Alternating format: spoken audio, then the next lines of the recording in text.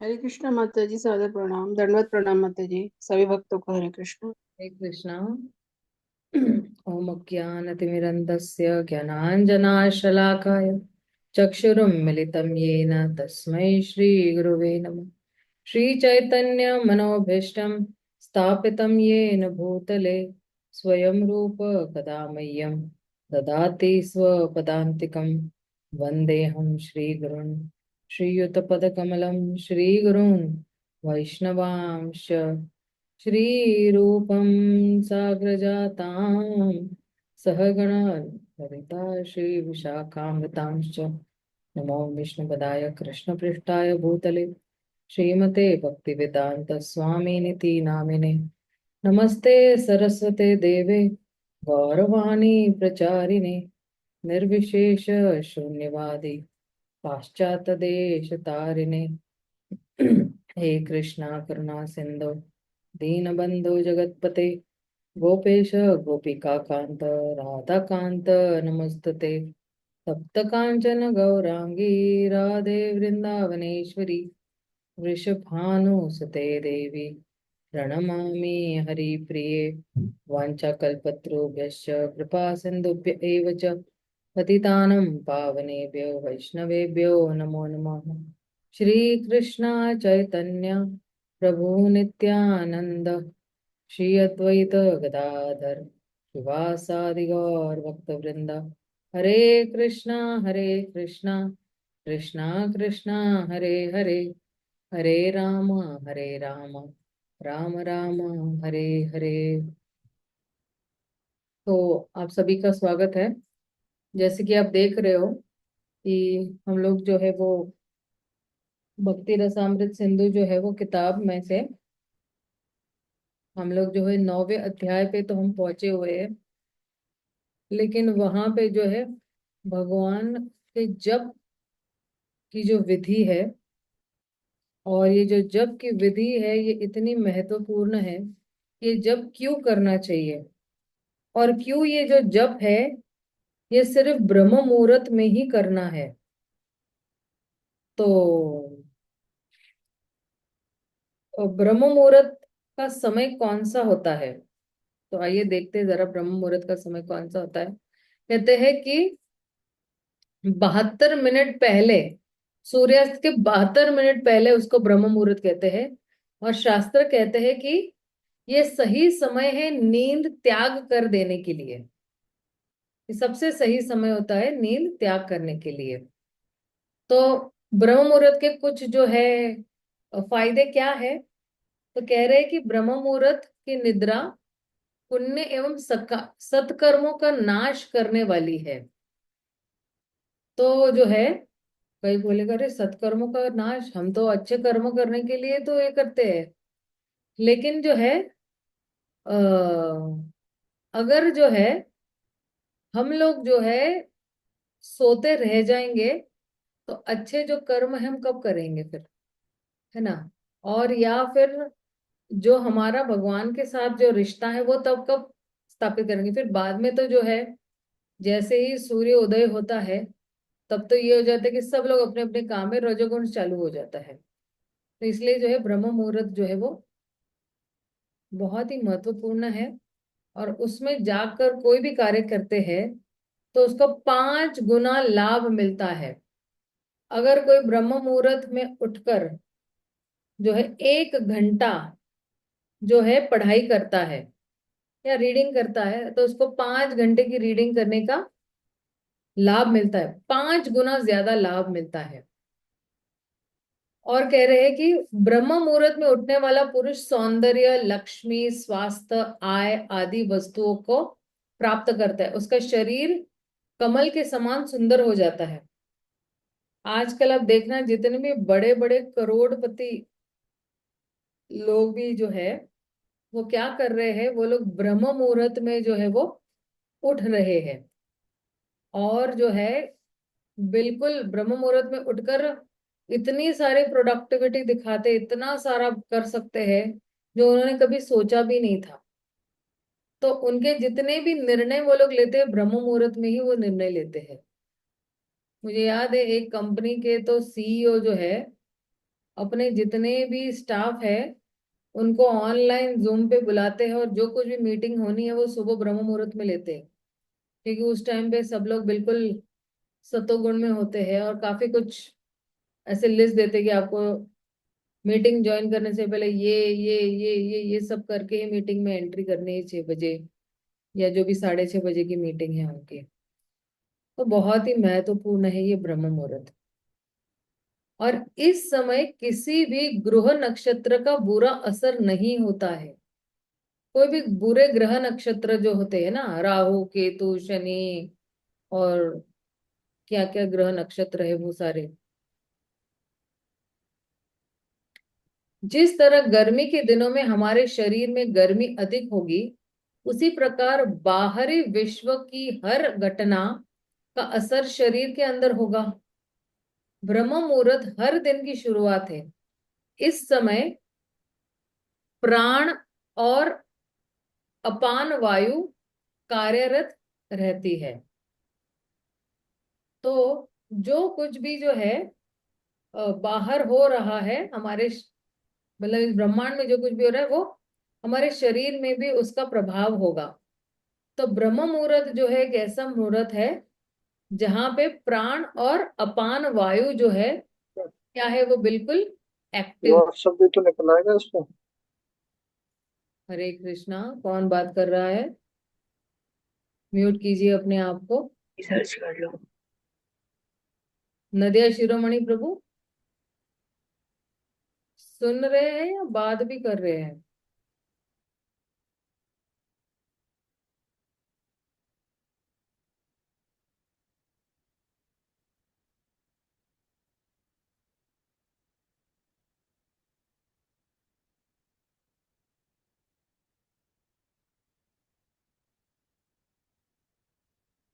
हम्म। फिर आगे क्या कह रहे हैं? इस समय की तुलना गर्भवास और गर्भ से बाहर आने के बीच के समय से की जाती है। इसलिए गर्भ में रहते हमारे शरीर पर जो जो गलत प्रभाव हुए हैं, शारीरिक या मानसिक, उसे सुधारने का अवसर हमें रोज ब्रह्म मुहूर्त में प्राप्त होता है। इसलिए कई जेनेटिक बीमारियां या असाध्य रोग ब्रह्म मुहूर्त में उठकर स्नान योग ध्यान करने से ठीक हो जाती है। यानी माता के गर्भ में अगर कुछ भी जो है त्रुटियां रही है, या जो है मानसिक मानसिक तौर पे या शारीरिक तौर पर भी अगर कुछ भी जो है गलत प्रभाव पड़ा हुआ है, तो ब्रह्म मुहूर्त हमें ये एक मौका देता है, अवसर दे रहा है इस चीज को सुधारने के लिए। जैसे मान लो कई लोगों को जो है याददाश्त ठीक नहीं है या उनकी सेहत ठीक नहीं है, तो वो लोग क्या करते हैं, वो लोग ब्रह्म मुहूर्त में जो है उठकर जो है ये जितनी भी बीमारियां है या जितनी भी घोर घोर रोग है, वो ब्रह्म मुहूर्त में ही उठकर जो है ठीक हो सकते हैं। जैसे मुझे याद है बीच में कुछ दवाइयां तो ब्रह्म मुहूर्त में ही लेनी होती है। छाछ के साथ वो लोग एक ऐसी छोटी सी पूड़ी या एक चम्मच जितनी दवाई देते हैं उस पूड़ी में, और वो छाछ के साथ ब्रह्म मुहूर्त में ही पीना है आपको, तो बिल्कुल ठीक हो जाते हैं। जैसे कैंसर जैसी महाबीमारी भी जो है वो ब्रह्म मुहूर्त में जो है वो ठीक हो सकती है। फिर कहते हैं कि ये जो मनुष्य का शरीर है, मनुष्य शरीर में रोज ब्रह्म मुहूर्त में सहस्त्रार चक्र से एक बूंद अमृत तत्व निकलता है। इसीलिए ब्रह्म मुहूर्त को योग तांत्रिक साधनाओं में अत्यधिक महत्वपूर्ण समय माना गया है। लेकिन यह अमृत तत्व का शरीर में योग्य संचार नहीं हो पाता।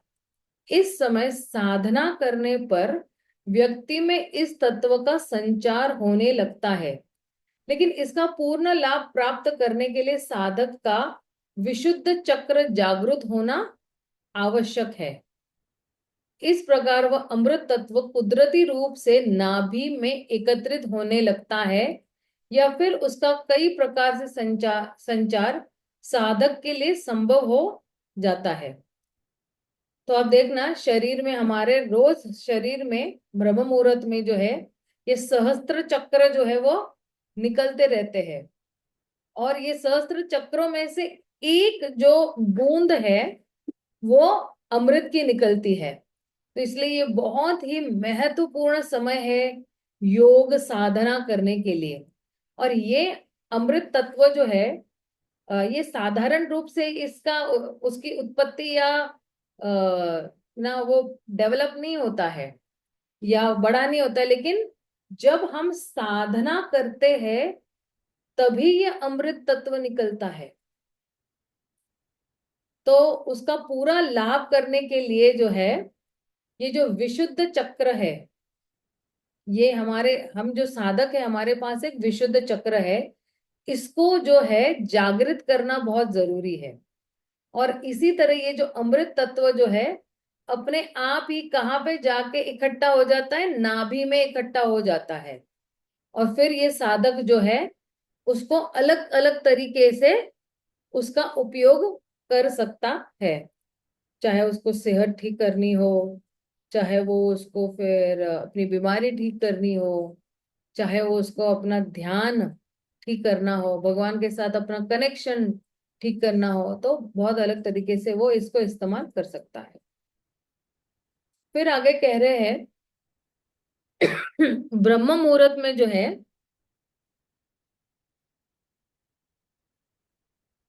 इस समय दैवीय शक्तियां पृथ्वी लोक पर विचरण करती है। उनकी दैवीय शक्तियां और आशीर्वाद पाने के लिए ब्रह्म मुहूर्त में उठना पड़ता है। तो जितने भी देवी देवता है वो सारे जो है पृथ्वी लोक पर जो है वो भ्रमण कर रहे होते हैं। अब उनके जितने भी दैवी शक्तियां हैं या वो लोग आशीर्वाद देते हैं, जब भी देवी देवता देखते हैं कि ये जो जीव है ये ब्रह्म मुहूर्त में उठकर भगवान का नाम जप कर रहा है, तो बिल्कुल हमें आशीर्वाद देते हैं। तो देवी देवताओं का अगर आशीर्वाद भी पाना है तो हमें ब्रह्म मुहूर्त में उठकर भगवान श्री कृष्ण की आराधना करनी है। ब्रह्म मुहूर्त में किया गया स्नान सर्वश्रेष्ठ फल देता है। स्नान करते समय ब्रह्म परमात्मा का चिंतन करे तो यह ब्रह्म स्नान कहलाता है, और देव नदियां का स्मरण करे तो देव स्नान कहलाता है। इस समय स्नान करने से तीन दोष शांत रहते हैं और मन और बुद्धि बलवान होते हैं। तीन दोष कौन से हैं? कफ पित्त और वात जो है वो शांत हो रहते हैं और मन और बुद्धि बलवान होते हैं। इसलिए आप देखना, जब हम लोग कॉलेज में थे और स्कूल में थे तो हम लोग मॉर्निंग में पढ़ाई करते, रात को नहीं पढ़ाई करते थे। रात को बिल्कुल 9 बजे मेरी मम्मी हमें सुला देती थी और फिर बिल्कुल सुबह 4 बजे उठा देती थी। तो वो टाइम जो हम लोग पढ़ाई करते थे तो बहुत ही मतलब लाभदायक पढ़ाई थी। मतलब तुरंत ही दिमाग में एकदम फिट हो जाती थी वो बातें। जितना हम पूरे दिन में दिमाग खपाएंगे उस चीज पे, लेकिन याद नहीं रहती थी। या अगर कोई गणित कर रहे हैं तो उसका जो है हल निकलता ही नहीं था। ये इतने सारे तरीके से जो हम लोग कर रहे थे लेकिन नहीं निकलता था। लेकिन ब्रह्म मुहूर्त में जैसे, फिर अगर कोई गणित नहीं आता है ना तो फिर मैं कहती थी कि नहीं ये जो है कल सुबह ही होगा, मुझे नहीं लग रहा कि ये आज होगा। और ब्रह्म मुहूर्त में बिल्कुल 5 मिनट में वो गणित की गुत्थी सुलझ जाती थी। तो इसलिए जो है ब्रह्म मुहूर्त में जो है हमारा मन और बुद्धि बहुत और बलवान होता है। किसी को श्लोका पठन करना है, किसी को भगवत गीता पढ़नी है, भागवतम पढ़नी है, बहुत नाना प्रकार के साक्षात्कार उस व्यक्ति को मिलते हैं जो ब्रह्म मुहूर्त में उठकर भगवान का नाम जप करेगा। तो ब्रह्म मुहूर्त में तामसी शक्तियां सुप्त अवस्था में रहती है। सुप्त अवस्था यानी सोई हुई अवस्था में होती है। मन और बुद्धि सकारात्मक होती है। बिल्कुल मन जो है बिल्कुल सकारात्मक चीजें ही सोचता है। वैसे तो दिन में मन बहुत नकारात्मक चीजें ही होता है, अरे जाने दो, नहीं जाना है, ये नहीं करना है, वो नहीं करना है। और बुद्धि भी बोलती रहती है कह रही ये नहीं करना है वो नहीं करना है। तो ध्यान भी बहुत जल्दी लगता है। इस समय स्मरण शक्ति तीव्र रहती है। अगर किसी को कुछ भी, मैंने जैसे अभी पिछले वाली स्लाइड में कहा था कि कुछ भी कंठस्थ करना है तो आप आराम से कर दे, चाहे वो भौतिक हो चाहे वो आध्यात्मिक हो, कोई भी चीज आपको आसानी से कंठस्थ हो सकती है। आयुर्वेदिक जीवन शैली तभी सही ढंग से अपनाई जा सकती है जब हम ब्रह्म मुहूर्त पे उठे। आयुर्वेदा में वो लोग ब्रह्म मुहूर्त पे उठने के लिए, अगर किसी को, जैसे मान लो किसी को वजन घटाना है, किसी को डायबिटीज है, किसी को थायराइड है, किसी को कोलेस्ट्रॉल है, तो अलग अलग शिविर लगते हैं ना। नेचुरोपैथी ये बाबा के महाराज में, वो बाबा के उधर वो शिविर लगते हैं। तो वो लोग भी ब्रह्म मुहूर्त में ही उठाते हैं। ब्रह्म मुहूर्त में उठकर जो है पहले योगा करवाते हैं। योगा करवाने के बाद जो है आ, वो लोग जो है कुछ ऐसे ही कुछ काढ़ा या जूस जैसा देते हैं। और उसके बाद भी जो है आ, काफी सारा जो है वो लेप वेप लगा के जो है मालिश वालिश करके, तो ये इस प्रकार जो है ब्रह्म मुहूर्त में ही उठने का जो है 4 बजे उठा देते हैं सबको। जितने भी ये आयुर्वेदिक शिविर है, 4 बजे कंपलसरी उठना ही उठना है। तो इसलिए जो है ये ब्रह्म मुहूर्त में उठने का जो है जो महत्व है, ये बहुत ही गंभीरता पूर्वक हमें लेना चाहिए। तो इसलिए ब्रह्म मुहूर्त पर उठकर ध्यान योग करना बोझ न समझे, ये मनुष्य होने का उपहार समझ अपनाए और इस अमृत वेला का पूर्ण लाभ उठाए।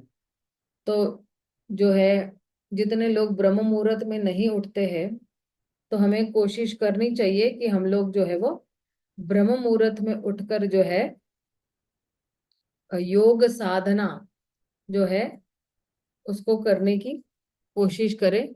कम से कम हम लोग जो इस्कॉन के भक्त है, तो उस दौरान तो 16 माला हम लोग जो है वो कर ही सकते हैं। तो ये तो हो गया ब्रह्म मुहूर्त। लेकिन आइए थोड़ा देखते हैं कि ब्रह्म मुहूर्त पर उठकर ही जप करना क्यों जरूरी है।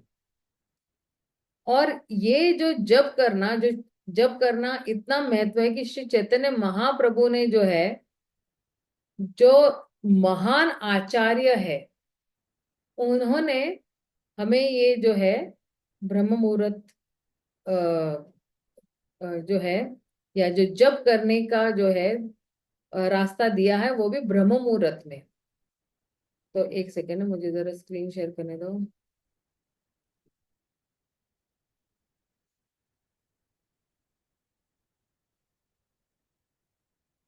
ये ब्रह्म मुहूर्त का चल रहा है तो इसी को कंटिन्यू करते हैं, क्योंकि जप की प्रक्रिया बहुत लंबी है अभी।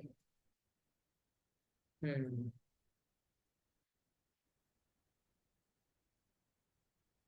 अब देखिए, श्रील प्रभुपाद चाहते थे कि हम जितने भी उनके अनुयायी है, वो जो है ब्राह्मण के स्तर पर पहुंचे और दूसरों को भी मदद करें ब्राह्मण के स्तर पर आने के लिए। लेकिन अगर हम ये सब कुछ जो है पालन नहीं करेंगे और हम आलसी बनेंगे हमारे आध्यात्मिक जीवन के लिए, तो फिर जो है हमारा आध्यात्मिक जीवन बहुत ही जल्दी से जो है खत्म हो जाएगा। और फिर जो है हम इसी ऐसी अवस्था पर आएंगे जहाँ पे हमारी जितने भी कार्य है, भक्ति वाले जो कार्य है, वो बहुत ही हमें जो है जैसे इरिटेटिंग लगेंगे, तंग करने जैसे लगेंगे। तो इसलिए जो है जो सुबह का कार्यक्रम है, तो वो क्या है कि हम बिल्कुल नियमों को पालन करें। हम उन जितने भी जो है कार्य कर रहे हैं उस पे बिल्कुल फोकस रखें। और जो कोई भी कार्य हम कर रहे हैं, तो वो हमें इंद्रियों को कंट्रोल करने के लिए ही मदद कर रहे हैं। और जैसे ही इंद्रियां जो है नियंत्रण में आती है, तो वैसे ही जो है हृदय जो है वो बिल्कुल संतुष्ट हो जाता है। तो इसलिए जो है कहते हैं कि भक्तों के संग में आकर 16 माला करना बहुत जरूरी है। 4 नियमों का पालन करना जरूरी है। रोज जल्दी उठना है, और गुरु का कहना मानना है, ये हर एक शिष्य का कर्तव्य है। और और जब भी हम ये 4 नियमों का पालन करते हैं, तो हम जो है जितने भी पाप करने की हमारी इच्छाएं हैं, वो क्या होती है, खत्म हो जाती है।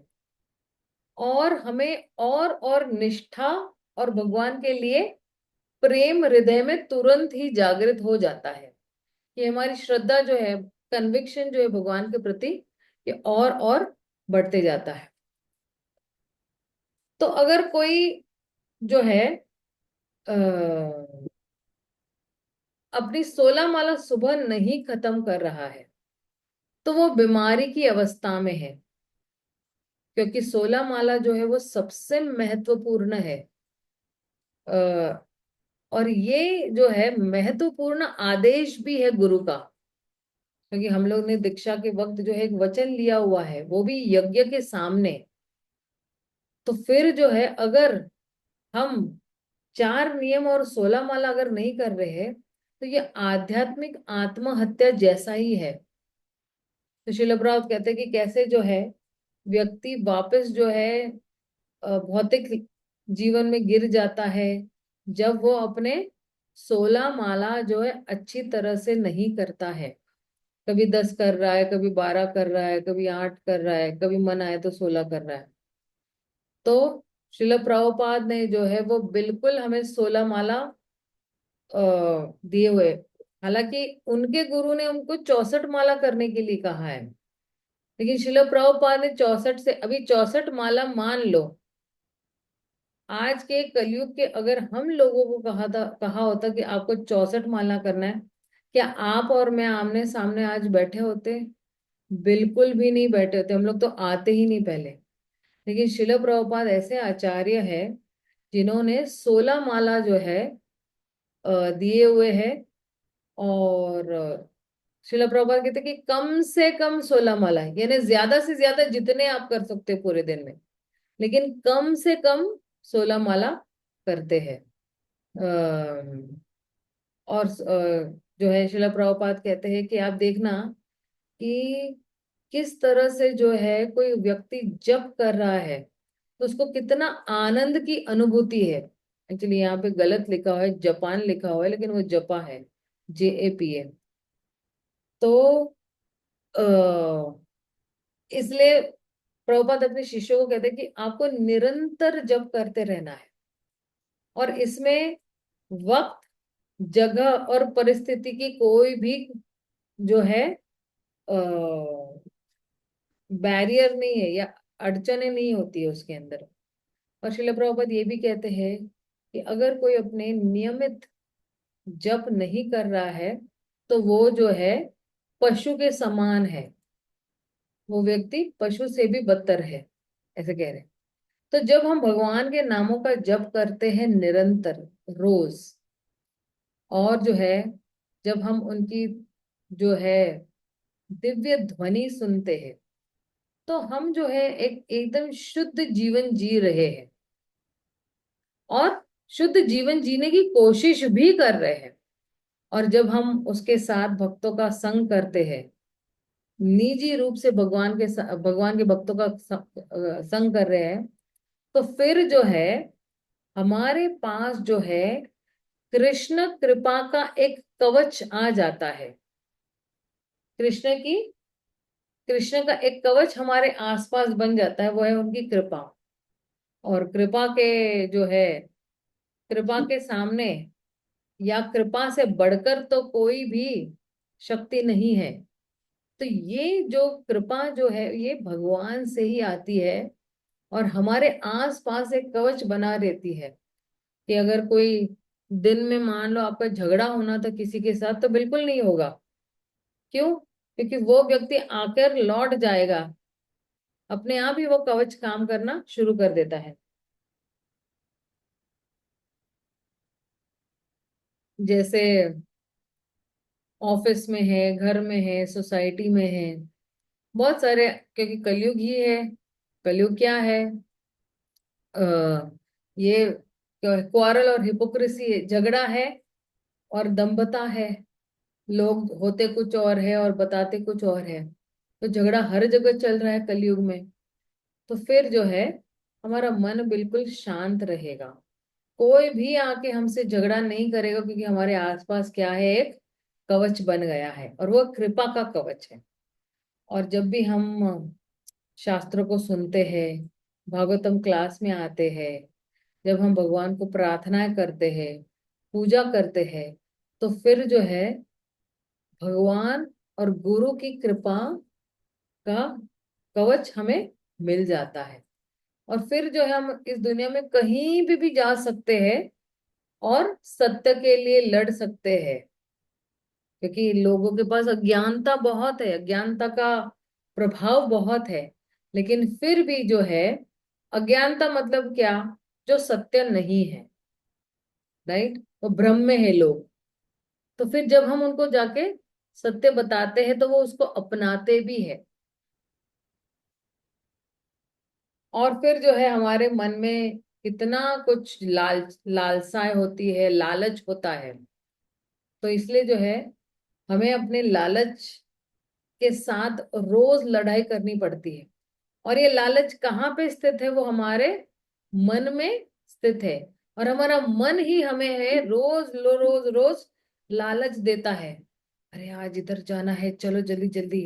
आज उधर जाना है, चलो चलो जल्दी। आज शॉपिंग करना है। आज इधर जाना है। आज ब्यूटी पार्लर जाना है। आज इधर शादी में जाना है। तो ये जो है, हालांकि ऑफ कोर्स ये सब चीजें जो है, शादी में जाना या इधर जाना उधर जाना, कोई गलत काम नहीं कर रहे हैं हम लोग। लेकिन कभी कभी कई लोग जो है उसको ज्यादा कर लेते हैं। कई लोग हफ्ते में 3 बार ब्यूटी पार्लर जाते हैं। या कई लोग जो है, गप्पे मारने के लिए अपने मित्रों के साथ जो है बहुत घंटों घंटों बिताते। मुझे याद है, एक मैं जब मेरे दादा दादी के पास रहने जाती थी, तो वो जो जगह है, वो जगह में लोग जो है वो 12 बजे सोते थे। क्योंकि जब हम सो रहे हैं तो कुछ आवाजें आ रही है, कोई नीचे से खुसर फुसर कर रहा है या कुछ ऐसे। तो आप सोचिए कि 12-12 बजे तक तो लोग सोते नहीं हैं। और फिर जो है, किस तरह से जो है, वो लोग जो है, उनको जो है लालच जो है मन देते ही रहता है, राइट? तो इस तरह से जो है, कोई अगर मतलब लालच देना मतलब क्या, कि हम जो है बार बार हमारे मन को बोलना पड़ता है कि अरे, अगर कोई प्रभु जी है तो उसको बोलना पड़ता है कि अच्छा, रोज शेविंग करना बहुत जरूरी है, या ब्रश करना जरूरी है, दोनों के लिए, स्त्री और पुरुष होने के लिए। स्नान करना, कई लोग इतने आलसी होते हैं कि 3-3 4-4 दिन तक स्नान नहीं करते हैं, ब्रश नहीं करते हैं, टॉयलेट साफ नहीं रखते हैं। तो ये से ना, मन आपको आलसी बना देता है। सब कुछ मन में है। मन को मित्र बना लिया, तो फिर वो भक्ति में आपको प्रगति करने के लिए हेल्प करता है। लेकिन मन ही शत्रु बन गया, तो मन आपको जो है वो बहुत गंदी तरह से उध्वंस कर देगा, बर्बाद कर देगा। तो जो लोग मन के साथ लड़ते नहीं हैं, तो वो जो है वो क्या करते हैं, वो गिर जाते हैं। अभी यहाँ पे काला कृष्ण का जो है उदाहरण दिया हुआ है। ये काला कृष्ण जो है, चैतन्य महाप्रभु के बिल्कुल घनिष्ठ जो थे, और उनके साथ साथ रहते थे। और ये काला कृष्ण जो है, इनका जो है, अ, अ, इनका किसी कारणवश जो है वो, अ, भगवान से संपर्क टूट जाता है। क्योंकि जो है मन कमजोर हो गया था उनका। और इसलिए जो, क्योंकि स्त्री के प्रति अगर कोई आकर्षित हो जाता है, तो इनका स्त्री के प्रति आकर्षित हो गया थे। इसलिए जो है वो, उनका मन स्त्रियों की तरफ ज्यादा जा रहा है। इसलिए चैतन्य महाप्रभु ने जो है वो बड़ी डांट फटकार लगाई थी इनको। तो फिर जो है, जो जो मन हमें लालच देता है, तो उसके खिलाफ हमें क्या करना है, युद्ध करना है। रोज लड़ाई लड़नी ही लड़नी है, और आपको रोज लिख कर वो लड़ाई जीतनी है। रोज लिखना है, मुझे रोज जप करना है सुबह उठ के, मुझे रोज जो है वो गीता पढ़नी है, भागवतम पढ़ना है, मुझे रोज प्रचार करना है, मुझे रोज वैष्णव गीत गाने हैं, मुझे रोज जो है वो 2-3 श्लोका जो है पाठांतर करना है या याद करने हैं। ये जितनी बार आप रोज लिखोगे, आप देखोगे कि अपने आप ही ये सारे कार्य होते जाते हैं रोज। लेकिन रोज लिखना है। रोज लिखने का कारण ही यही है कि हम मन को पहले से ही ट्रेनिंग दे रहे हैं कि कल ये चीजें करनी है और ये करनी है। तो मन को भी पता है, तो मन जो है दूसरे जितने भी लालच है वो नहीं देगा आपको, क्योंकि मन में ऑलरेडी इसको फीड किया गया है कि कल जो है इतने सारे काम है। तो मन के पास जो है टाइम ही नहीं होगा भटकने के लिए या लालच देने के लिए। तो आप देखना कि यहाँ पे एक्चुअली ना, यहाँ पे हरिदास ठाकुर का जो है पिक्चर क्यों दिया गया है, क्योंकि ये हरिदास ठाकुर के पास एक वेश्या आई थी उनको ललचाने के लिए। वो वेश्या एक्चुअली मन का प्रतीक है, लेकिन हरिदास ठाकुर ने उनको चांस ही नहीं दिया।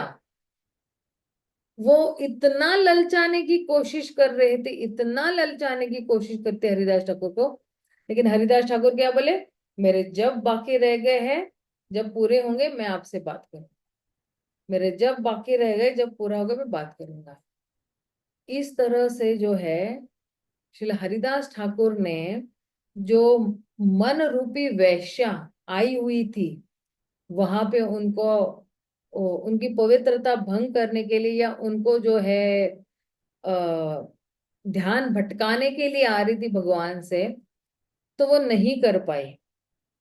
तीसरे ही दिन में उसने जो है सरेंडर कर लिया हरिदास ठाकुर को।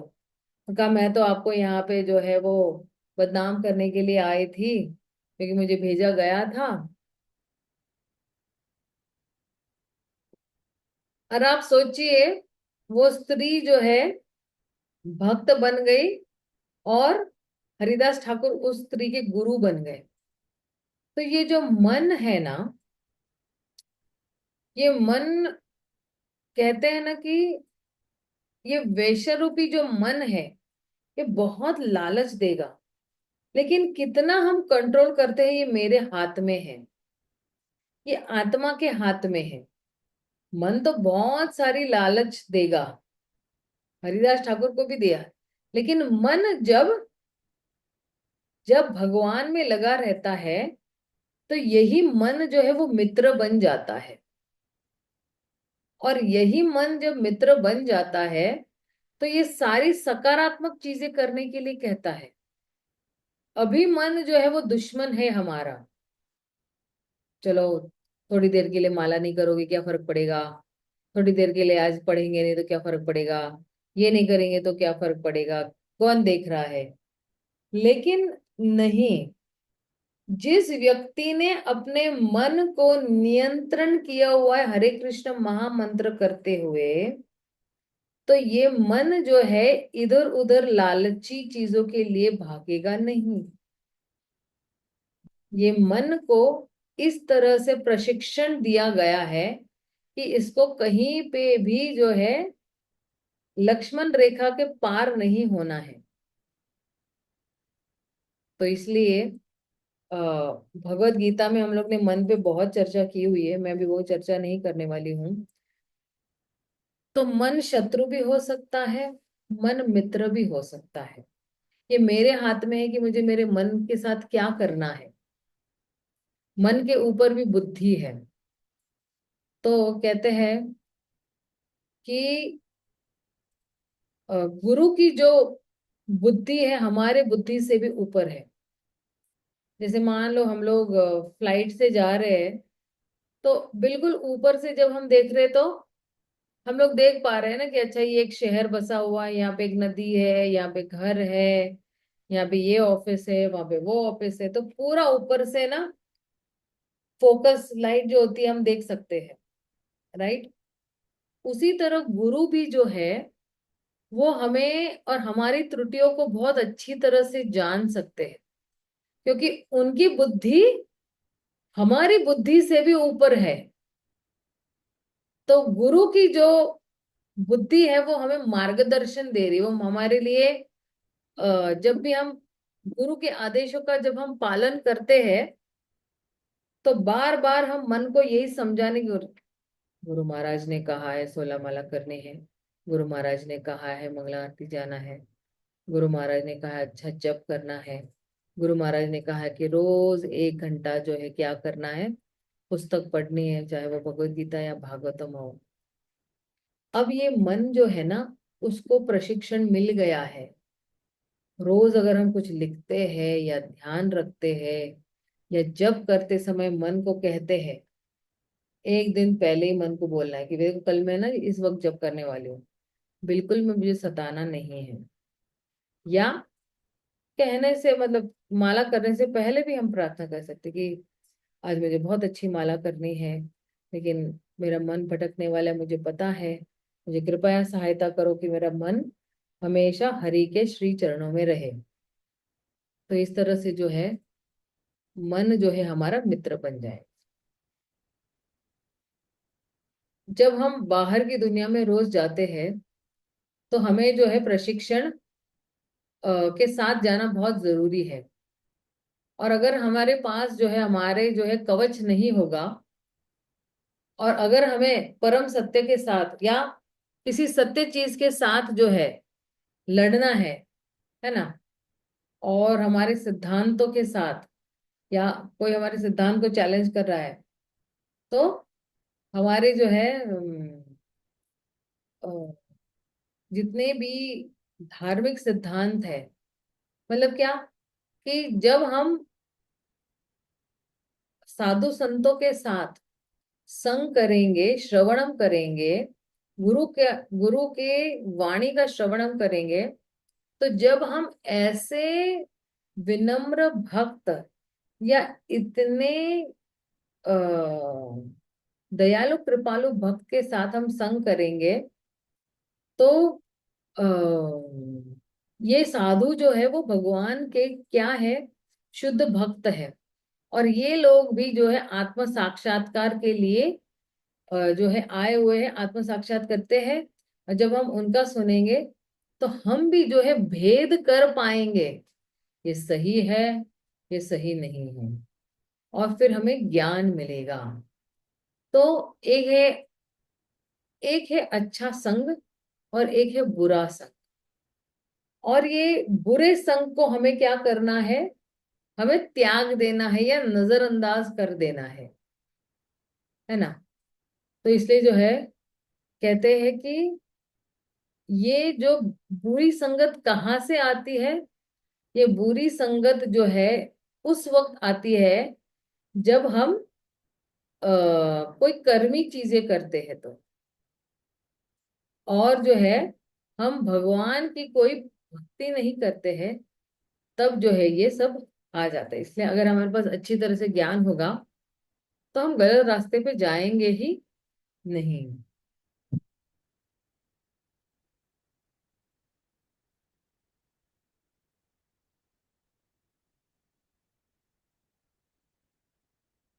ओके। अब यहाँ पे कह रहे हैं कि किस तरह से जो है हम भगवान की सेवा कर सकते हैं।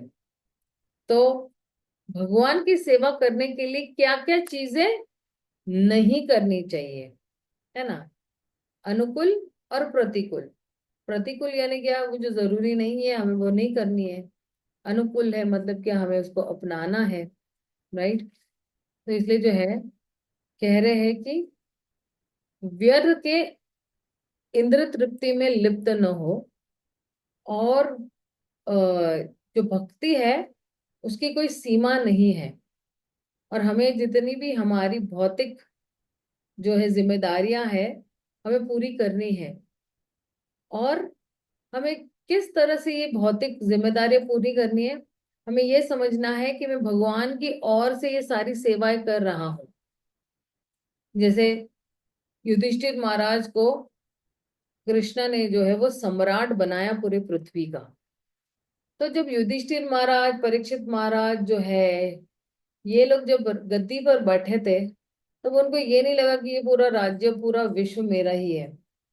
उनको था कि श्री कृष्ण ने मुझे अपने प्रतिनिधि के रूप में बिठाया हुआ है, तो अब मुझे सही तरीके से न्याय करना है।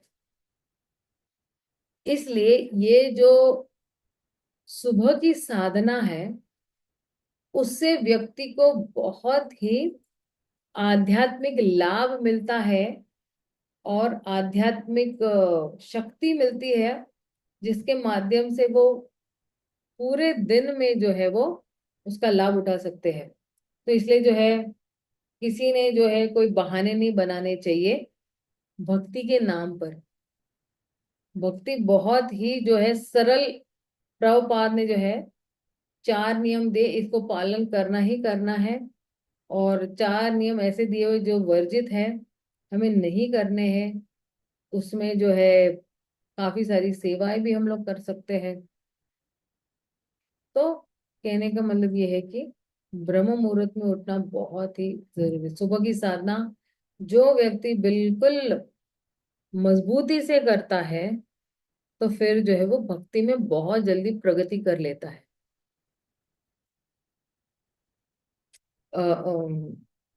कहते हैं कि कोई अगर श्रवण कर रहा है, भागवतम क्लास श्रवण कर रहा है, तो व्यक्तिगत रूप से और जो है अ, शारीरिक रूप से और मानसिक रूप से भी, दोनों तरीके से करने हैं हमें।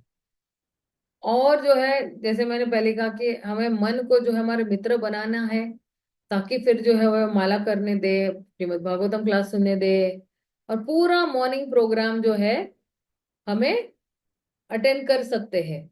तो मन को मित्र बना लेना है, मन को बार बार प्यार से, देखो मना, कल जाना है हमें मंगला आरती, हमें करनी है, हमें जल्दी उठना है, 4 बजे उठना है, 2 बजे उठना है, 2 से 3 में पढ़ाई करनी है, और जो है खुद की पढ़ाई करनी है, 3 से 4 में जो है दूसरों को जो समझाओगे उसकी तैयारी करनी है, या श्लोका पठन की तैयारी करनी है, या तो कोई क्लास दे रहे हैं। जैसे मैं ना मन को बहुत मनाती हूँ कि भाई किसी ना किसी हालत से 2-2:30 बजे तो उठ ही जाना है आपको। तो फिर मंगला आरती में जो है हमारी अटेंडेंस होनी चाहिए, 16 माला में जो है, ये जो है बहुत ही जरूरी है। कृष्ण भावनामृत के लिए। और हमें कोई बिल्कुल ऐसे नहीं कि उटपटांग निर्णय नहीं लेने हैं। हमें जो है हमारे जितने भी निर्णय हैं, वो बिल्कुल पूर्ववर्ती आचार्य और वर्तमान जितने भी शिक्षा गुरु है, दीक्षा गुरु है, उनसे सलाह मशवरा करनी चाहिए। राइट। और जिस तरह से एक मिलिट्री कैंप में जो है एक ही व्यक्ति हुक्म दे रहा है, बाकी सब उसका पालन कर रहे हैं। कोई ये नहीं कर रहा है कि मैं जो हूँ हवाई जहाज ही चलाऊंगा और दुश्मनों को मार दूंगा। नहीं, हवाई जहाज चलाने के लिए बहुत सारे लोग हैं। कोई कहेगा मैं बहुत बड़ी राइफल नहीं चलाऊंगा, छोटी राइफल चलाऊंगा। तो भी जो है वो लोग यही सुझाव देते हैं कि जो मिलिट्री में जो सबसे बड़ा मुखिया है, उसके आदेशों का पालन किया जाए। और श्रील प्रभुपाद चाहते थे कि उतने जितने भी अनुयायी है, वो जो है इस सिद्धांत में, कृष्ण भावनामृत का ये जो सिद्धांत है, उसमें बिल्कुल निपुण रहे। लेकिन निपुण कब रहेंगे? जब हम उनकी किताबों का अध्ययन करेंगे और उस पे मननम करेंगे। और जो है न केवल भागवतम क्लास जो है वो व्यक्तिगत रूप से, लेकिन मानसिक रूप से भी जो है, आज मैंने क्या सुना, रिकॉर्डिंग रोज आ रही है मेरे पास, लेकिन आज मैंने क्या सुना, भगवान ने पहला ये पॉइंट कहा, ये, तो सारे पॉइंट्स अच्छी तरह से हमारे मन में आ जाने चाहिए। तो प्रभुपाद ये चाहते थे कि हम अच्छी तरह से अगर पढ़ेंगे, भागवतम क्लास सुनेंगे, तो फिर जो है अलग अलग दृष्टिकोण से यही सिद्धांत जो है वो बहुत और गहराई से समझ में आएगा। तो यहाँ पे आगे ये भी कह रहे हैं, हमें जो है भक्तों को जो बनाना है ना, जैसे हम किसी को कहते हैं कि आइए मंदिर, तो फिर वो आते हैं, फिर उनको माला करवाते हैं, और फिर धीरे धीरे जो है वो 16 माला पे भी आ जाते हैं। तो कहते हैं कि भक्त बनाने से अच्छा है, ठीक है ना, नए भक्तों को बनाने से अच्छा है कि जो अभी वाले जो भक्त है उनकी गहराई में क्या करे, देखभाल की जाए। और ये जितने भी पाप कार्य है ये बंद कर देने चाहिए, तुरंत ही बंद कर देने चाहिए, है ना। कहते हैं कि ये जो शुद्ध भक्ति है, क्या कहते हैं, जितनी भी हमारे जो है पाप किए हुए जितनी भी हमारे कार्य है, वो क्या करती है, तुरंत ही काट देती है। हमारे पूर्व कर्मों की वजह से या कभी वर्तमान कर्मों में भी हमने कुछ किया है, तो फिर जो है ये श्रृंखला, ये चेन को ही वो क्या करेंगे, तोड़ देंगे। देखिए, पाप मतलब क्या, हम पाप कब करते हैं या लोग पाप कब करते हैं, कि जब वो भगवान के कानून को मानते नहीं और मनमाने ढंग से जो है वो अपना जीवन व्यतीत कर रहे हैं। अगर आप सोचिए, कानून बनाना मतलब क्या, कि जो है, अगर अ, जैसे मुझे जो है, अभी दिल्ली वाले ज्यादा अच्छी तरह की, ईस्ट ऑफ कैलाश से अगर किसी को गुड़गांव जाना है या किसी को एक जगह से दूसरे जगह जाना है, लेकिन जो है कोई ट्रैफिक रूल्स नहीं है, कोई यू टर्न नहीं है, कोई वन वे नहीं है, तो क्या हम अपने गंतव्य पर सही समय पर पहुंच पाएंगे? नहीं पहुंच पाएंगे। जो 1 घंटा लगता था उसको 4 घंटे भी लग सकते हैं, भाई कोई ट्रैफिक सिग्नल ही नहीं है, कहीं में भी यू टर्न मारो, कुछ भी करो, ट्रैफिक जैम। तो इसलिए ये पाप कब होता है, जब हम भगवान के कानून को मानते नहीं और मन माने ढंग से अपना जीवन व्यतीत करते हैं। तो दीक्षा के वक्त जो है हम लोग ने कुछ शपथ ली हुई है कि हम 4 चीजें नहीं करेंगे, और 16 माला नियमित रूप से जप माला पे माला करेंगे। और जो है 4 नियम क्या है, शराब नहीं पीना, नशा नहीं करना, जुआ नहीं खेलना, और जो है मांस नहीं खाना। ये 4 नियम जो है वो नहीं करने। और व्यक्ति के पास इतना अहंकार है, तो अहंकार की वजह से वो व्यक्ति और पाप करते जाता है, और दीक्षा के बाद भी वो पाप कार्य कर रहा है। क्योंकि अहंकार अगर ऊंचा होगा तो पाप करने की वृत्ति भी दुगनी हो जाएगी। आपने देखा कभी कभी अहंकार के वश जो है कितने घर बर्बाद हो गए हैं, है ना। पति पत्नी के बीच में किसी एक के पास अहंकार आ गया तो वो व्यक्ति जो है वो एक दूसरे को छोड़ देते। इसलिए जो है भक्त लोग जो है बाह्य जितने भी आकर्षण है उससे आकर्षित नहीं होंगे। और जो है जब वो इस कानून का पालन करेंगे, 4 नियमों का पालन करना, 16 माला जप करना जो है, तो फिर जो है वो लोग भगवान के प्रेम की प्राप्ति कर सकते हैं। इसलिए श्रील प्रभुपाद कहते हैं कि हमें ये देखना है, सीखना है कि किस तरह से जो है हम भक्तों का संग कर सकते हैं। कि जैसे हम भक्तों का संग करेंगे, और भक्तों के संग में भगवान का क्या करेंगे, गुणगान ही करेंगे। और ये मार्ग इतना पवित्र है, क्योंकि जैसे जैसे जो है उसकी जो है भक्तों के साथ प्रेम भावनाएं बढ़ती है, तो फिर जो है उनके पास आपस में ही आनंद और तुष्टि है, सॉरी, आनंद और संतुष्टि है।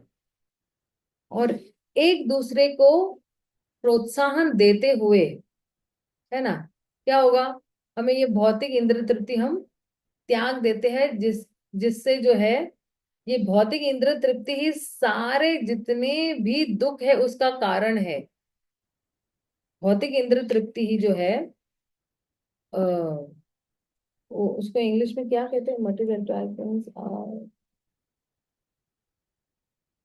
Material attachment lead to bondage.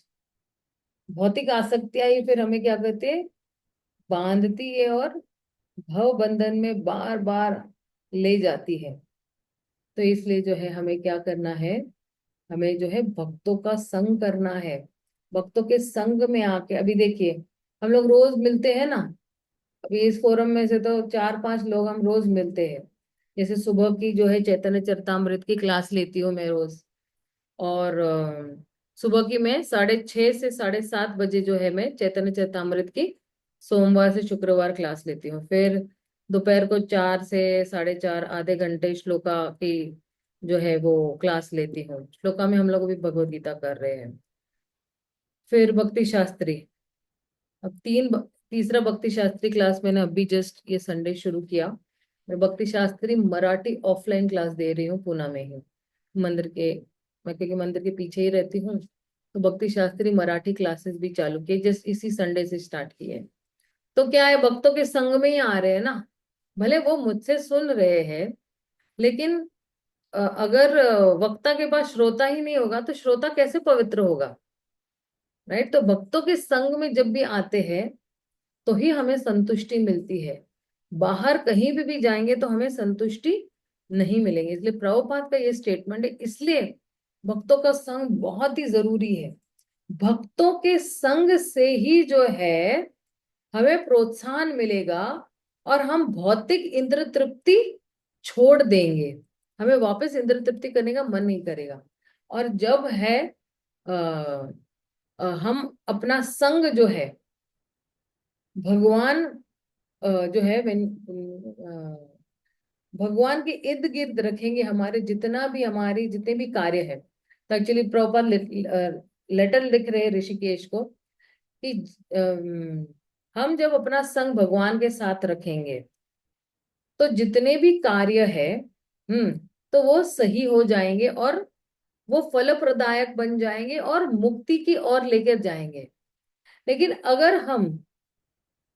अगर हम अपने आप को भगवान की कृपा से विलग रखेंगे तो फिर जो है आ, ऐसा हो जाएगा कि जैसे कोई शरीर से किसी अंग को काट कर रख दिया है, तो वो शरीर है वो कितना बेढंग लगेगा या बेकार लगेगा। आप सोचो कि कोई एक व्यक्ति चल रहा है, जैसे मैं चल रही हूँ और मेरे दोनों हाथ नहीं है, तो कैसा लगेगा, कितना बेढंग लगूंगी मैं। राइट।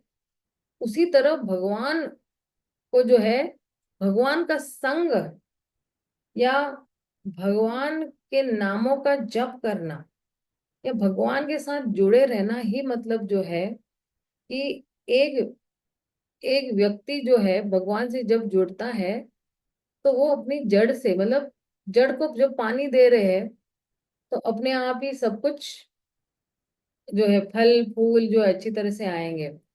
तो उसी तरह मैं एक दास हूँ, मैं भगवान के लिए बनाया गया हूँ और मुझे जो है भगवान से ही जुड़ना है।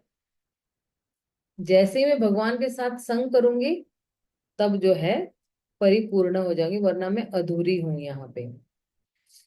तो ये था थोड़ा बहुत जो है, लेकिन एक मेन टॉपिक और रह रहा है हमारा, क्योंकि बहुत सारे लोगों ने मुझे बताया हुआ है इस फोरम पे कि हमें जो है जब पे थोड़ा बहुत जो है सुनना है। और जब पे इसलिए सुनना है कि कई कई लोगों का जब थोड़ा कमजोर है। जैसे मान लो कि कोई व्यक्ति किसी विषय में कमजोर है, तो क्या होता है, ट्यूशन टीचर के पास जाते कि अब मेरे बच्चे का गणित कमजोर है। तो फिर ट्यूशन टीचर क्या करेंगे, निरंतर ही उसको जो है अभ्यास करने के लिए कहेगी। चाहे वो पाड़े हो, चाहे वो जोड़ हो, या कोई भी जितने भी गणित के जितने भी है अंक, वो उसको अच्छी तरह से प्रैक्टिस करवाएगी। और प्रैक्टिस करते करते वो बिल्कुल गणित में निपुण हो जाएगा, एकदम एक्सपर्ट हो जाएगा। उसी तरह जो है कई लोग जो है जप में कमजोर है, और उसके लिए बार बार जप की महिमा को सुनना बहुत जरूरी है। हम जिस क्षेत्र में कमजोर है, जब हम उसी के गुणगान सुनेंगे तो फिर जो है हमारी कमजोरियां चली जाएगी। और एक दिन हमें शक्ति मिलेगी, लेकिन बारंबार सुनना बहुत जरूरी है। तो चैतन्य महाप्रभु ने ये जप की प्रक्रिया जो हमें दी हुई है, ये हमारा हृदय शुद्ध करने के लिए दी गई है। भगवान को जो है पूर्णतया शरणागत होने के लिए दी गई है, और बगावत करने के लिए नहीं दी गई है। तो हमारा नजरिया क्या होना चाहिए? हमारा नजरिया यही होना चाहिए कि हम जो है, जितने भी पुण्य कार्य कर रहे हम लोग, है ना, जितने भी भगवान की ओर जो कार्य हमें लेके जा रहे हैं, तो हमें उसमें आनंद लेना चाहिए। और हमें चिड़चिड़ नहीं करना चाहिए, बोले ये जब जो है भाई 16 माला दे दिया है गुरु ने, अब क्या करे, गले में घंटी बांध दी है। नहीं, हमें चिड़चिड़ नहीं करना है। और हमें जो है ऐसे भक्तों का संग करना है जो हमेशा आनंद में रहते हैं, जो कभी किसी से ईर्ष्या नहीं करते हैं। जो ईर्ष्यालु भक्त है, हम उनको क्या करेंगे, हम उनको जो है उनके पास नहीं जाएंगे, दूर से हरे कृष्णा कहेंगे, लेकिन हम उनका संग नहीं करेंगे। और दूर से हम प्रार्थना करेंगे, अच्छा इसके अंदर भी ईर्ष्या है भगवान, इसकी ईर्ष्या दूर करो, क्योंकि ये भी आप ही का अंश है, और ये आपका अंश है। तो आप भी वहां पे दुखी हो कि ये यहाँ पे और भटक रहा है, तो आप इस पे कृपा कृपा बरसा दीजिएगा। जब हम त्रिनादपि सुनी चेन तरोरपि सहिष्णु नाम अमानिन मान देना कीर्तने सदारी रहेंगे, तभी जो है हम जब बहुत अच्छी तरह से कर पाएंगे। और जो है देखिए, यहाँ पे कहा है कि जो भक्त आनंद में रहते हैं उनका संग करना है। अब जो अंदर से आनंदी व्यक्ति होगा तो बाहर भी आनंद ही फैलाएगा, राइट। जैसे मान लो कि मैं एक संतरा है मेरे हाथ में, और उसको जो है वो निचोड़ूंगी, तो संतरे का ही रस आएगा। जो अंदर होगा वही बाहर आएगा। अंदर तमोगुण होगा तो बाहर भी तमोगुण आएगा। चीखेंगे, चिल्लाएंगे, आलसी व्यक्ति रहेंगे। लेकिन अगर अंदर सतोगुण है तो बाहर भी सतोगुण आएगा।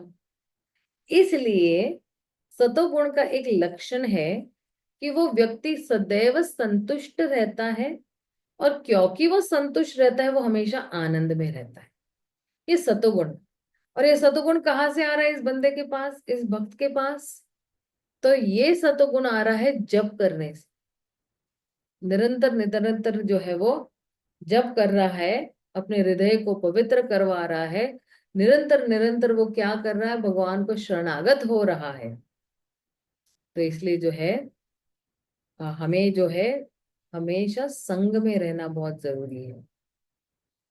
तो ये जो कलयुग है, ये कलयुग में जो ये हरे कृष्ण महामंत्र है, ये इसी के माध्यम से हम अपने दूषित मन को, पापी मन को शुद्ध कर पाएंगे। तो ये जो एक श्लोक है, ये श्रीमद् भागवतम में जो है 7वें स्कंद के 9वें अध्याय में आता है ये। और ये जो है, एक सेकेंड, ये प्रहलाद जो है नरसिंह भगवान को जो है वो सांत्वना दे रहे हैं या शांत कर रहे हैं। तो प्रहलाद महाराज की एक्चुअली ये प्रार्थना है, ये है।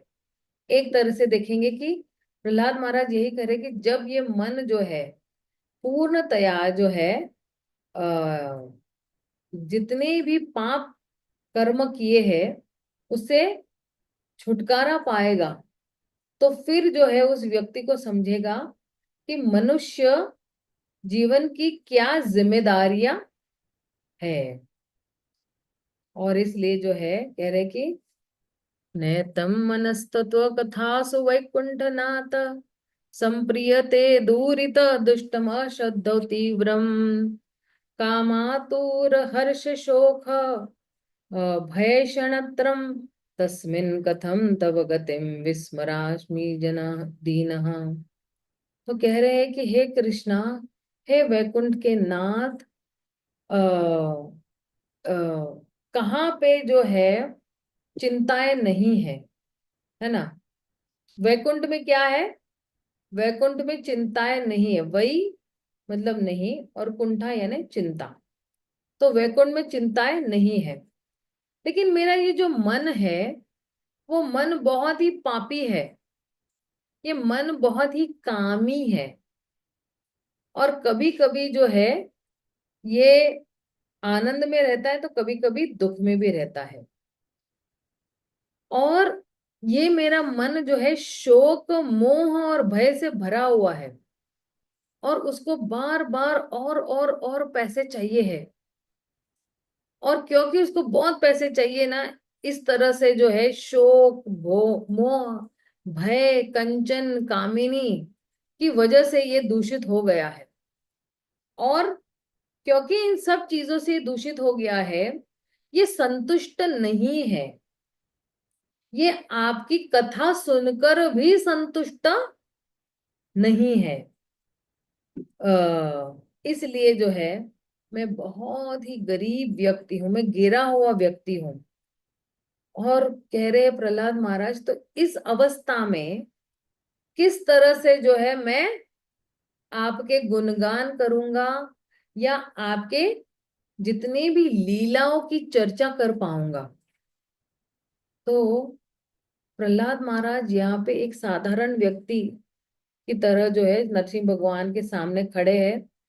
और जो है, हालांकि प्रहलाद महाराज को इस भौतिक जगत से कोई लेना देना नहीं है, लेकिन जो है प्रहलाद महाराज हमेशा वैकुंठ में स्थित है, जहाँ पे आध्यात्मिक जगत है।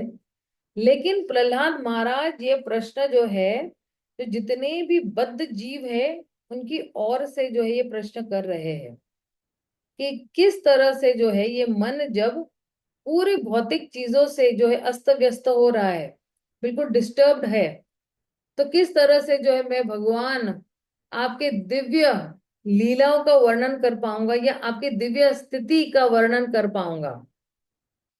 और अ, मेरा मन जो है ये इतना पापी है। क्यों ये मेरा मन पापी है? क्योंकि मैं हमेशा पाप कार्यों में ही लिप्त हूं, इसलिए मेरा मन पापी है। तो जो कुछ भी जो है भगवान के इस भौतिक जगत में अगर आप देखोगे, अ, अगर कुछ भी चीज जो है भगवान से या कृष्ण भावनामृत से जो है वो कनेक्टेड नहीं है, तो फिर वो क्या है? वो पाप ही है। कृष्ण को केंद्र में अगर रखेंगे और कोई भी कार्य करेंगे तो फिर वो पाप और पुण्य के चक्कर में नहीं आएंगे हम लोग। इसलिए कृष्ण कह रहे हैं कि सर्वधर्म परित्यज्य माम एकम शरणम अहम तम सर्व पापेभ्यो मोक्षयिष्यामि मां शुच। तुम डरो नहीं, क्योंकि जैसे ही कोई जो है भगवान को शरणागत हो जाता है, तो तुरंत ही जो है भगवान क्या कर रहे हैं? उसके सारे पाप कार्य जो है वो नाश कर रहे हैं। जितने भी पाप कार्य के जितने भी कर्म फल है, वो भी उसका नाश कर रहा है। इसलिए अगर कोई भी भगवान को शरणागत नहीं होता है, या भगवान के श्री चरणों को जो है वो शरणागत नहीं होता है, तो वो व्यक्ति एक्चुअली पापी व्यक्ति है, वो मूर्ख व्यक्ति है, वो नराधम व्यक्ति है। और उसके पास कोई भी सही ज्ञान है ही नहीं, क्योंकि उसके पास जो है वो नास्तिक प्रवृत्तियां है।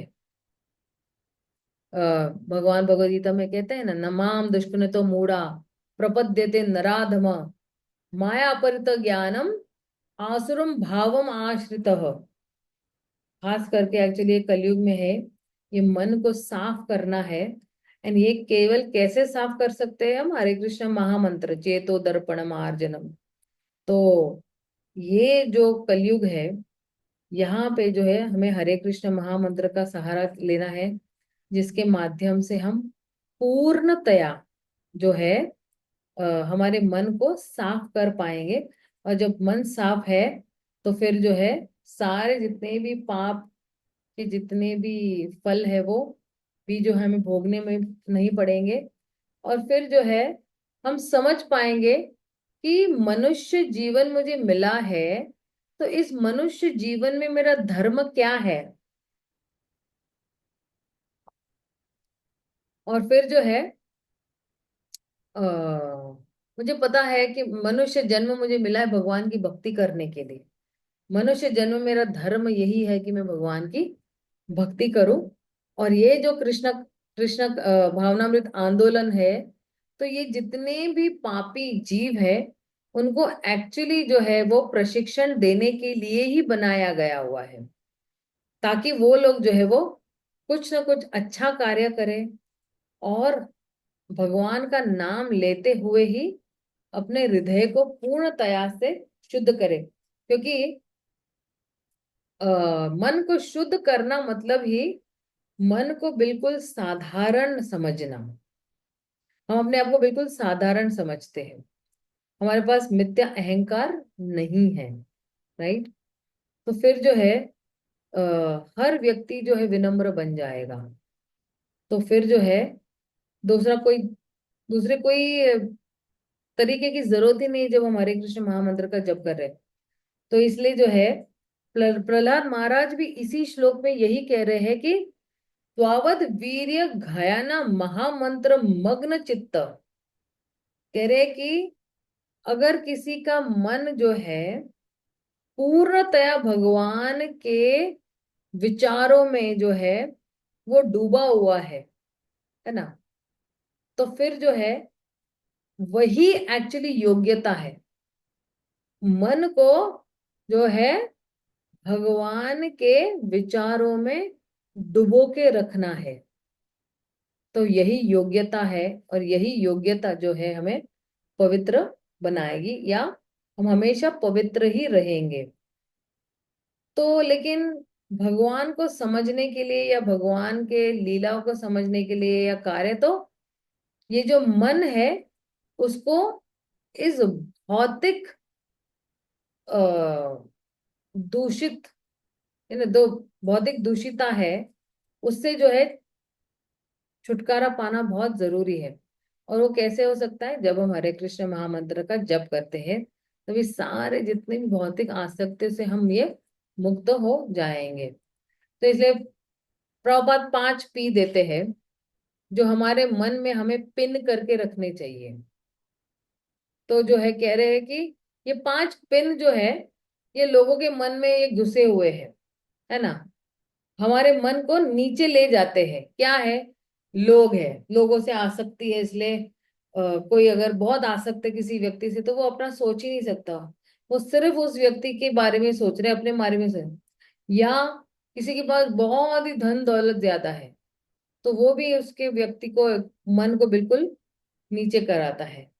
या किसी के पास पोस्ट पोजीशन है, मैं हूं देश का मंत्री संतरी जो भी है, तो वो मन जो है वो भौतिक चेतना में जो है वो है, क्योंकि उसको क्या चाहिए?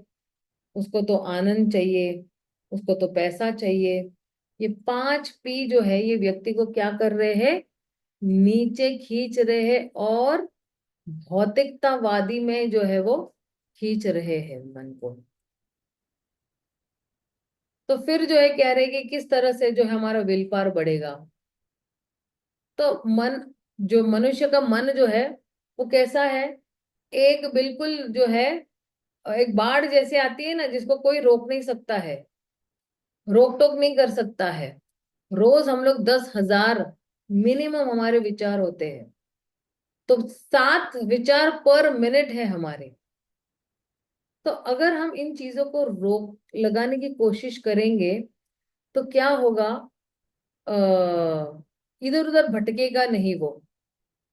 और फिर हमें जहां पे भी हमारा पूर्ण ध्यान लगाना है तो हम जो है वो ध्यान लगा पाएंगे।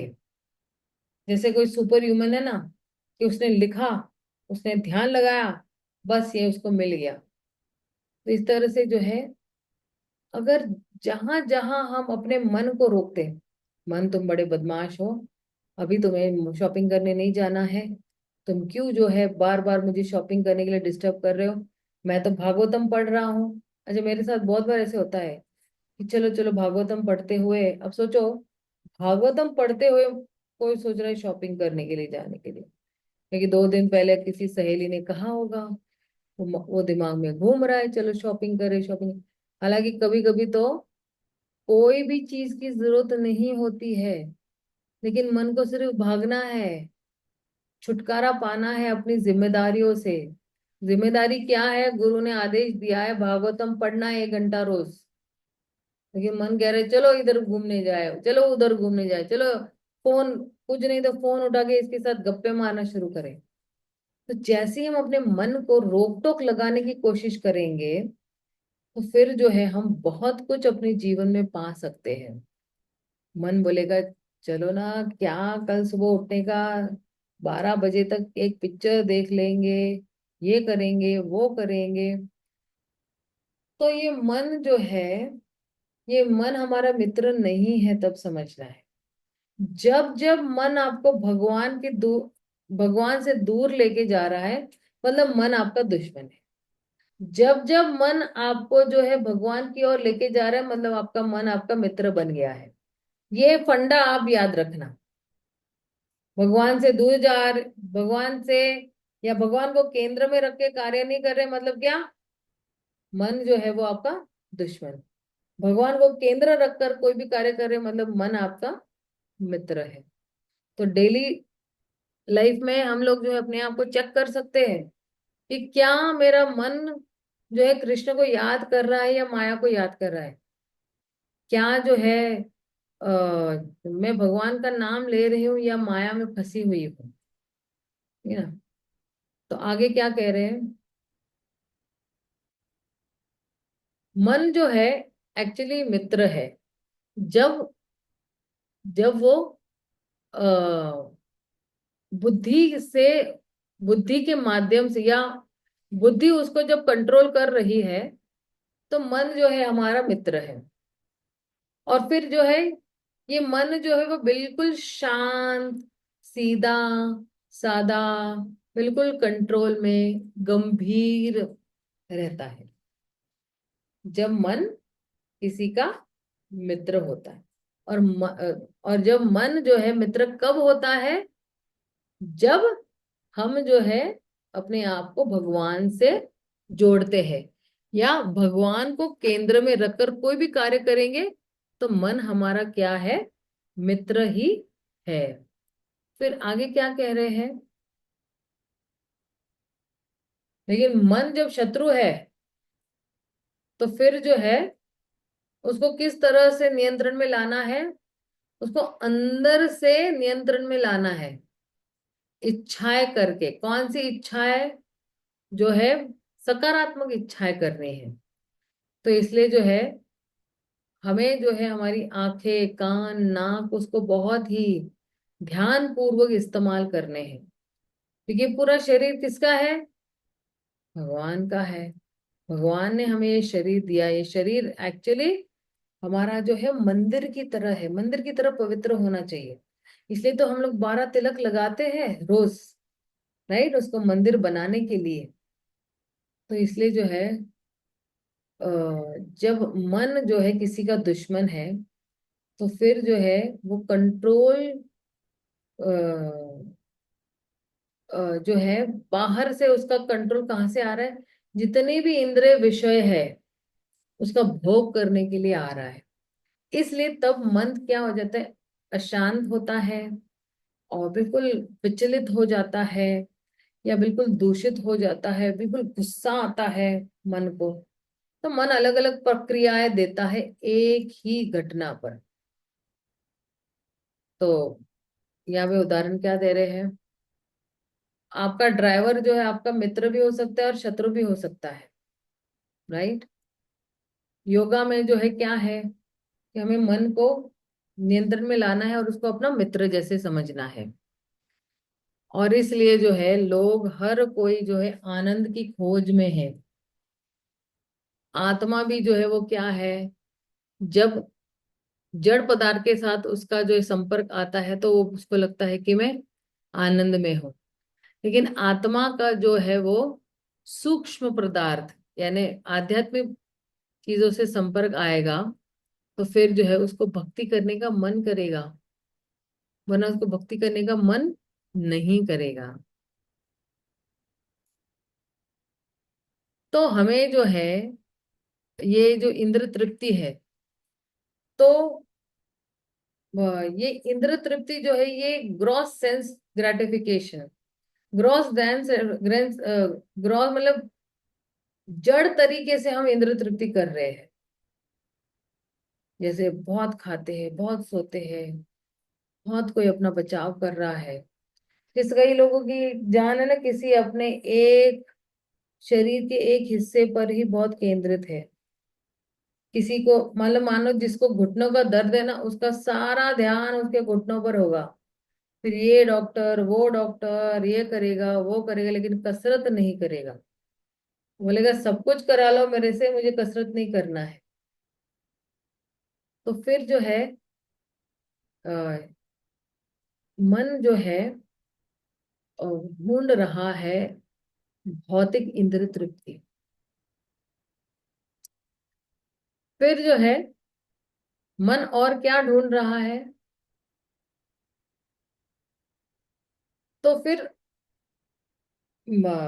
जो है मेंटल हैप्पीनेस भी ढूंढ रहा है, मानसिक आनंद भी ढूंढ रहा है। किसी से इमोशनल सपोर्ट चाहिए, फैमिली से, सोसाइटी से, कम्युनिटी से। उसको लगता है कि यही व्यक्ति मुझे समझ सकता है, मैं इसके साथ अपना सब कुछ शेयर कर सकता हूँ। तो उनको लगता है कि चलो फिर हम क्रिसमस मनाए, हम गणपति मनाए, हम फोटो खींचे, है ना। तो इस तरह से जो है उनको लगता है कि हमें आनंद मिलेगा, इकट्ठे आएंगे और ये जो है सुनहरी यादें बनाएंगे। नहीं, इस तरह से। फिर कहते हैं कि बुद्धि के स्तर पर तो मन क्या ढूंढ रहा है, सैद्धांतिक चीजें ढूंढ रहा है, सिद्धांत के बल पर।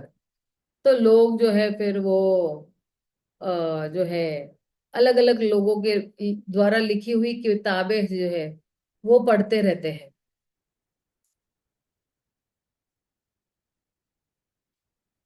तो इसलिए जो है कई कई लोग जो है वो आध्यात्मिक भी जो है खोज कर रहे होते हैं। तो इसलिए उनको जो है वो ब्रह्मन का साक्षात्कार होता है।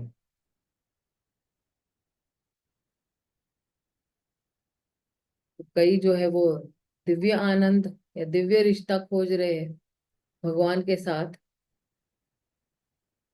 और फिर वो संबंध बनाते हैं भगवान के साथ, भक्तों के साथ, गुरु के साथ।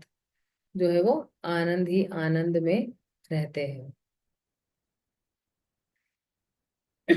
तो ये जो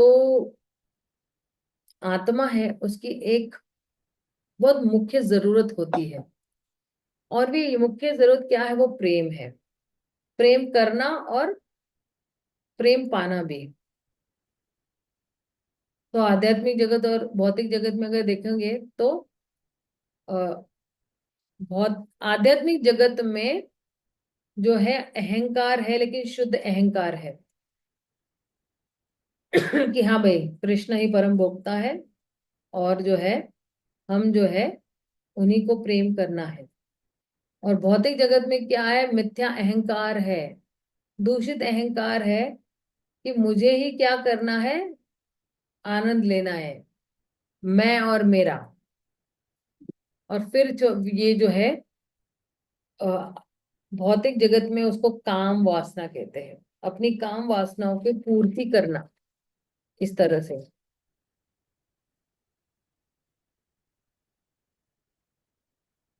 काम वासनाएं भी बहुत सारी होती है, इंद्रिय सुख के लिए जो है करना, या फिर जो है अ, सूक्ष्म काम वासनाएं होती, जैसे पूजा लाभ प्रतिष्ठा, कि कोई मुझे जो है सिंहासन पे बिठाए, या मुझे जो है मिल जाए पैसा, या फिर जो है मुझे जो है अ, किसी टावर के ऊपर जो है मेरा नाम लिखा जाए, है ना, ये पूजा लाभ प्रतिष्ठा।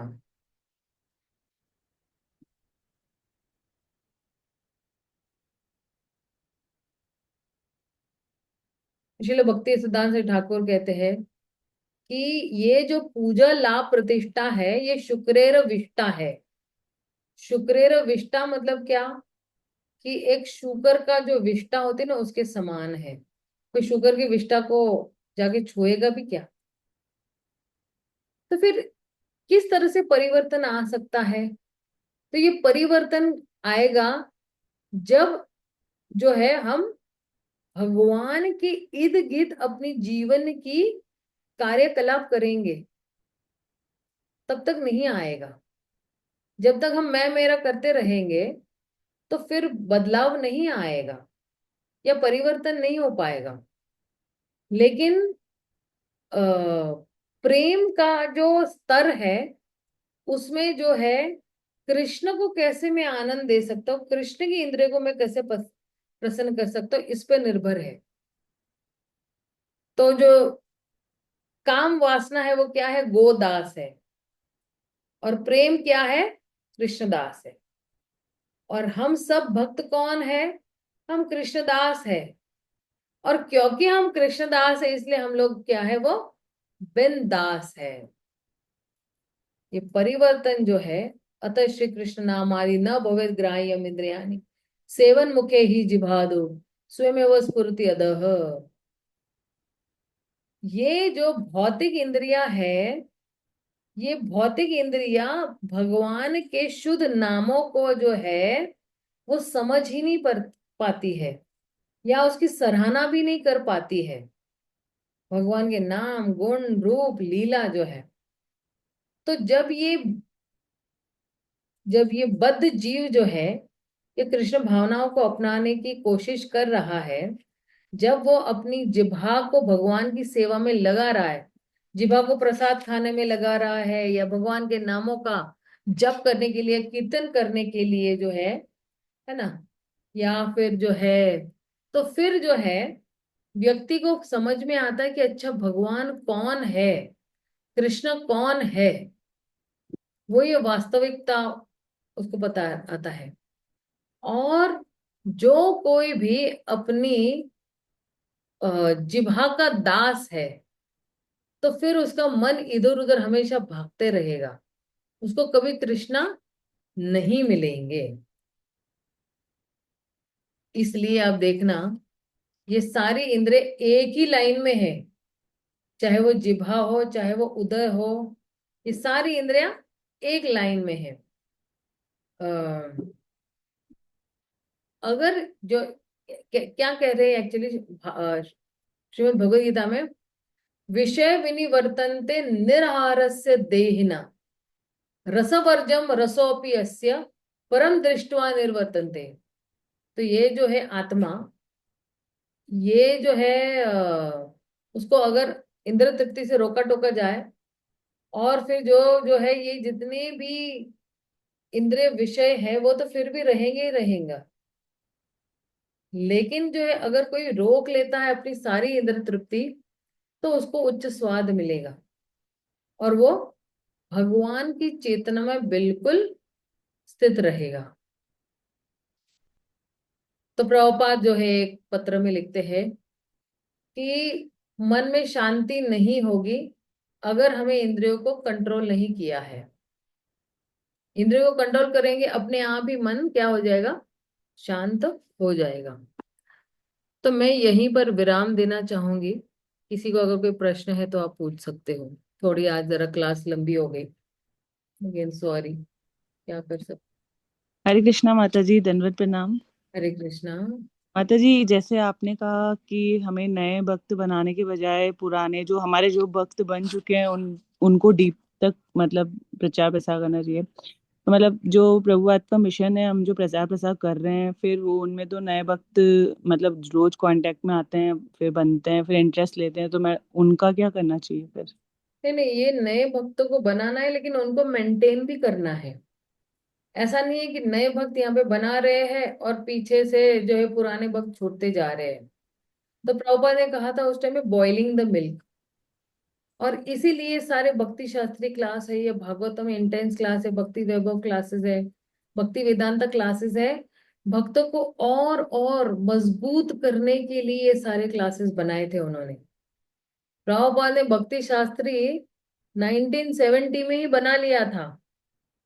उसका लागू होना थोड़ी देर से हुआ, लेकिन हुआ जरूर। कि अब किसी को ब्राह्मण दीक्षा चाहिए, नया कानून निकला हुआ है 3 साल से, अगर आपको पता है कि किसी को भी ब्राह्मण दीक्षा चाहिए अभी, तो उसका भक्ति शास्त्री होना बहुत जरूरी है। ये प्रभुपाद की इच्छा थी, तो उसी पर चल रहे हैं हमारे जीबीसी। तो नए भक्त बनाने बहुत जरूरी है, हमारा आंदोलन कैसे बढ़ेगा फिर। लेकिन उनको मेंटेन भी करना बहुत जरूरी है, नहीं तो आएंगे और भाग के चले जाएंगे इस तरह से। ठीक है ना माता जी? ओके, किसी और का कोई प्रश्न है? हरे कृष्ण माता जी, प्रणाम। हरे कृष्ण माता जी, बोलिए। ये ना एक शब्द हमने लिख नहीं पाया, always be humble tolerant and respectful towards all living, इसके बाद क्या था वो हमने लिख नहीं पाया, स्क्रीन पे हाँ, चला हम गया तो है था। सारे जितने भी हमें हमेशा विनम्र रहना चाहिए, हमेशा सहनशील रहना, जी। अमान मान देना, हाँ। लोगों लोगों को मान देना है, लेकिन मान जी। जो है हमें एक्सपेक्ट नहीं करना है। हाँ, वो हमने लिख नहीं पाया, एक आखिरी शब्द जो था ना वो लिख नहीं हाँ, पाया हमने। वो मैं भेज देती हूँ व्हाट्सएप ग्रुप पे माता जी, ठीक है ना? हाँ हाँ, हरे कृष्ण। किसी का अगर और कोई प्रश्न है तो आप पूछ सकते हो।